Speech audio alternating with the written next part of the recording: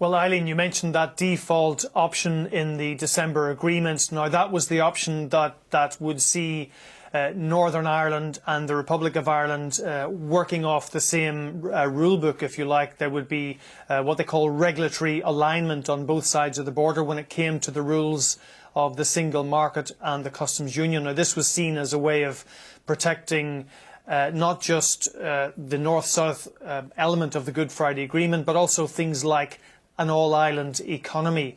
So this text tomorrow will have quite a bit of detail on how you would protect the flow of goods back and forward across the border in a seamless way without the need for customs checks and so on. So what the text will talk about is a single regulatory space to give legal effect to that political agreement back in December.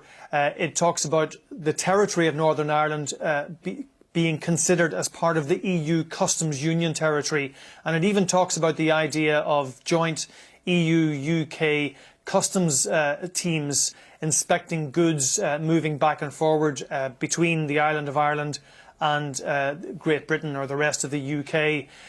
Now, there's a lot of things that aren't said in the text because they are probably too sensitive for this stage in the negotiations.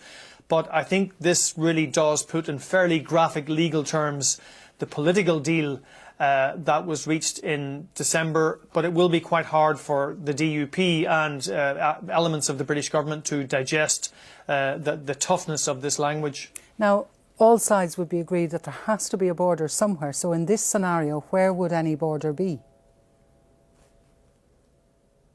Well, cleverly enough, that isn't spelled out.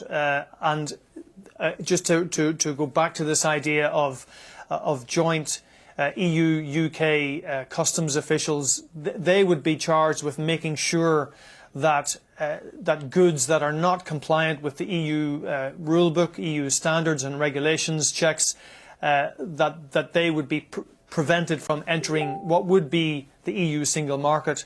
Now, it doesn't say where those checks will take place.